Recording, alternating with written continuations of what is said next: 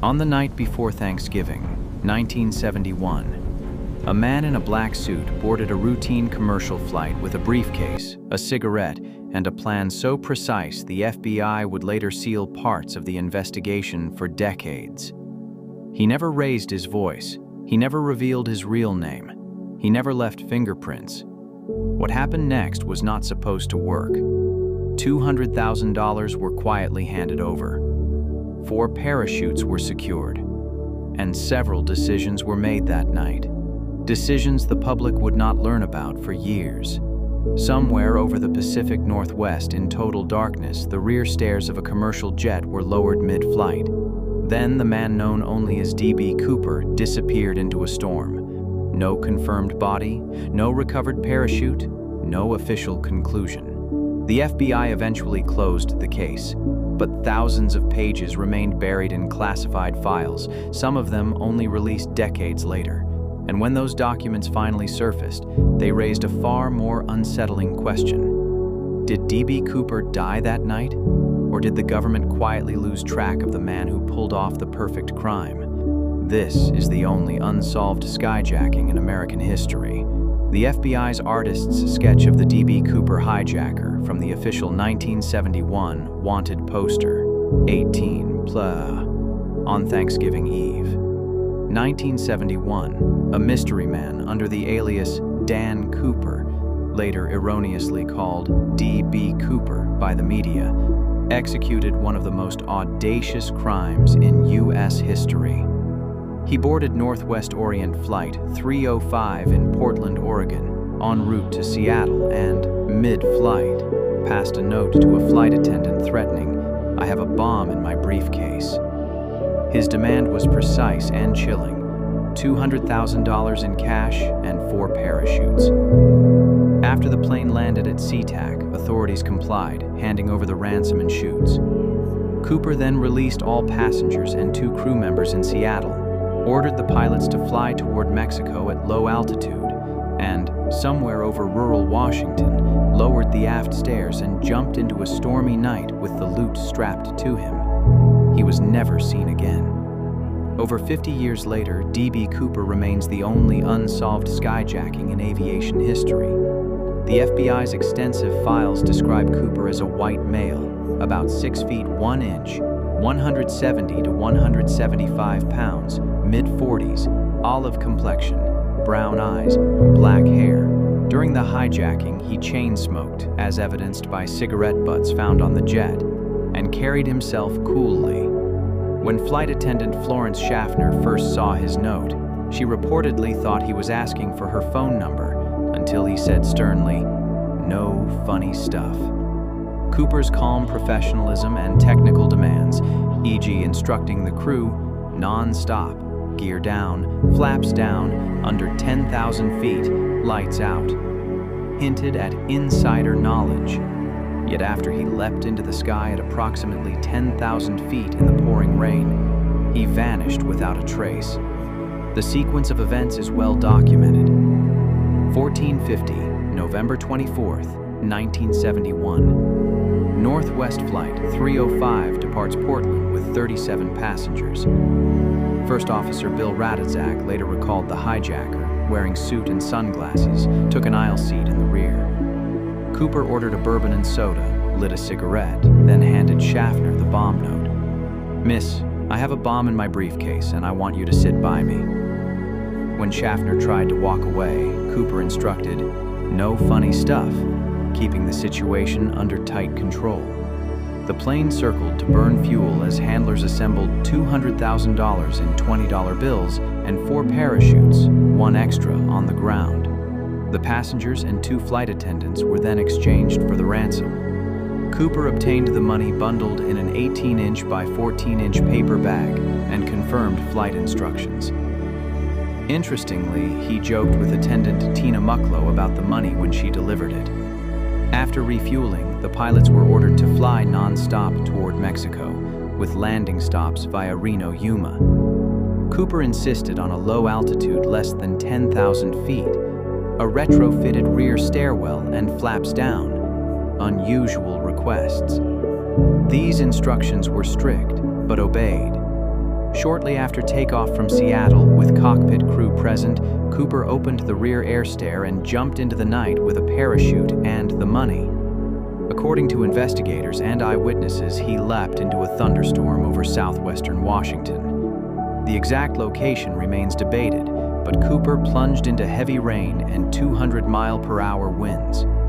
Although the jet landed safely in Reno hours later, Cooper himself vanished. In the immediate aftermath, officials and press could only piece the tale together. First Officer Raditzak told reporters that Stewardess Schaffner thought the note might be a date request until she realized it was a bomb threat. The FBI nicknamed the skyjacker Dan Cooper from his ticket, but a press error printed D.B. Cooper, cementing that moniker in public memory. The FBI launched one of its largest manhunts ever in rugged terrain. Agents and local law enforcement combed the dense forests, rivers, and roads of the Pacific Northwest for weeks. They found very little. Inside the airplane, Cooper had taken back his bomb note, leaving no message for investigators. He did leave a few clues: a clip-on black necktie, torn from his collar, and a smattering of cigarette butts. However, fingerprint and DNA attempts on these were fruitless. Decades later, long after the hijacking, the FBI would scientifically analyze that tie. In 2025, they reported it contained more than 100,000 microscopic particles, including rare metals such as unalloyed titanium, bismuth, and strontium sulfide. This suggested Cooper may have worked in aerospace or high-tech manufacturing, one of the few forensic hints. For years, the skyjack's identity remained a blank slate. FBI files show agents interviewed dozens of tips, neighbors, co-workers, even suspicious siblings of suspects, but nearly all leads fizzled. In some cases, people came forward claiming a relative was Cooper, but none yielded hard proof. Notably, in 1972, a fraudster, Donald Sylvester Murphy, tried to extort the media claiming to be Cooper. He was arrested for unrelated fraud. A lead about a man in a wheelchair was quickly dismissed. An agent noted baldly, "A man confined to a wheelchair did not hijack the plane in this case." Even high-profile skyjacker Richard McCoy Jr., who pulled a near-identical heist 5 months later, was conclusively eliminated. He was out of state, and an FBI-matched composite did not fit. One dramatic clue emerged in 1980. An 8-year-old boy named Brian Ingram was digging a campfire pit on a sandbar of the Columbia River when he unearthed 3 bundles of decayed $20 bills. To everyone's surprise, the serial numbers on those bills matched the ransom money given to Cooper. About $5,800 had washed ashore. Aside from the briefcase tie and cigarettes, this was the only physical evidence ever found linked to the case. Interestingly, FBI geologists concluded the money bundle had been placed years after 1971, deepening the puzzle of who buried it and why. Despite the public fascination, the FBI has effectively abandoned hopes of a quick resolution. In early 2016, the Bureau formally closed its active investigation of the Cooper case, stating that without new leads, especially tangible evidence like the parachutes or more money, it would remain unsolved. FBI Seattle spokesperson Jillian Voigt explained in 2018 that in order to solve a case, the FBI must prove culpability beyond a reasonable doubt, and so far, none to date have resulted in a definitive identification of the hijacker. In other words, thousands of tips over 5 decades have produced only theories and circumstantial anecdotes, yet the story keeps resurfacing. In July 2025, the FBI released all 398 pages of its original Cooper case files to the public.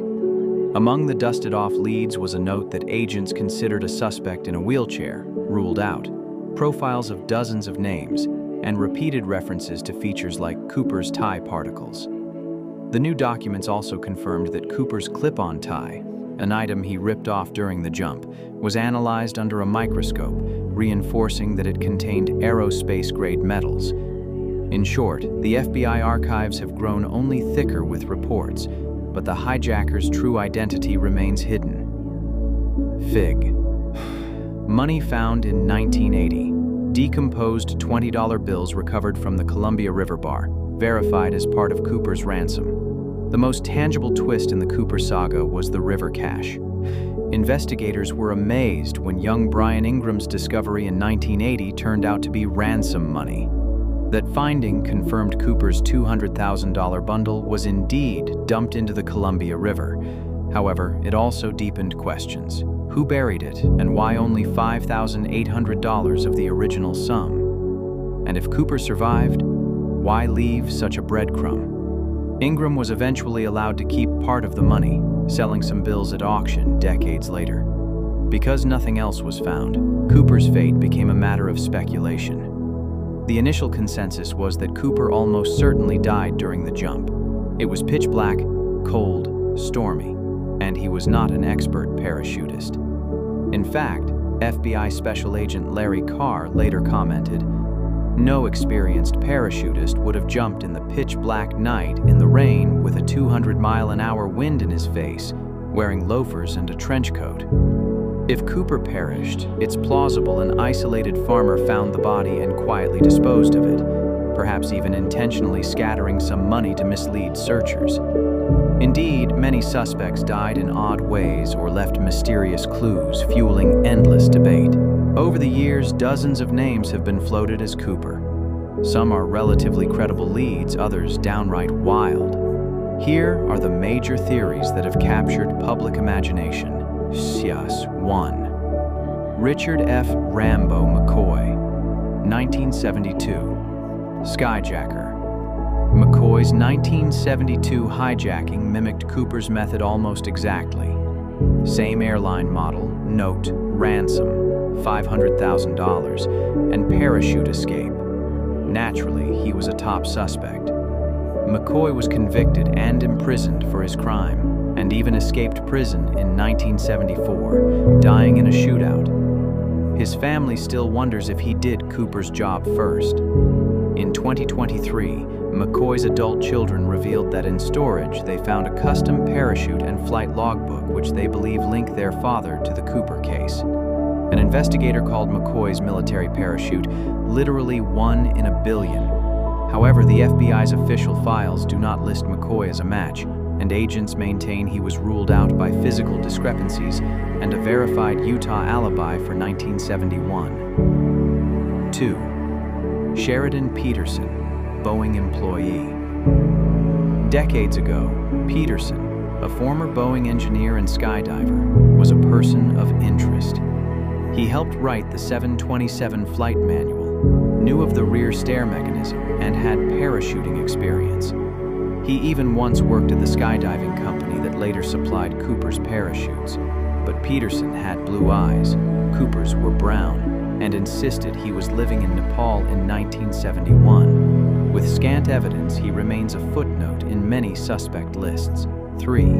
Robert Rackstraw, paratrooper conman. Rackstraw, a colorful former pilot and Air Force veteran, was accused in a self-published 2016 book, The Last Master Outlaw, of being Cooper. Authors Tom Colbert and Tom Solosi unearthed years of allegations and claimed Rackstraw fit the profile. Rackstraw's defenders vehemently denied it. He even survived being presumed dead and was only later imprisoned for other crimes. Rackstraw died in 2019, so his theory cannot be tested further. Notably, he was never officially listed as a strong FBI suspect.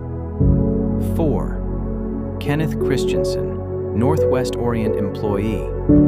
Kenneth Kenny Christensen worked as a mechanic and flight purser for Northwest Airlines and had been a paratrooper. In 2014, his niece Marla Cooper, no relation to DB, publicly accused him of being the hijacker. On his deathbed in 1994, Christensen allegedly uttered to his brother, "There is something you should know, but I cannot tell you."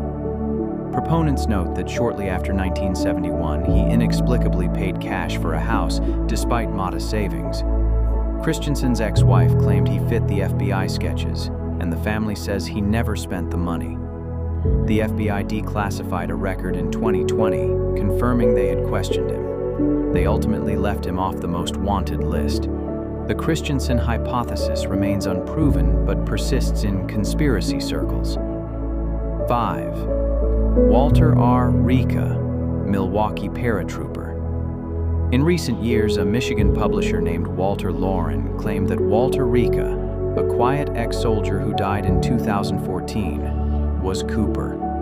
According to Lauren and Principia Media, Rika confessed multiple times to a close friend that he was Cooper, and even recorded himself describing details that weren't public before 2015.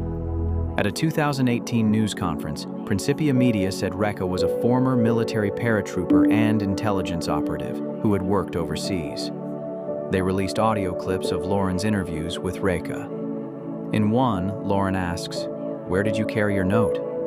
And Rika allegedly replies, "The inside pockets of the suit. I can't remember right there. This is a hijack and I've got explosives."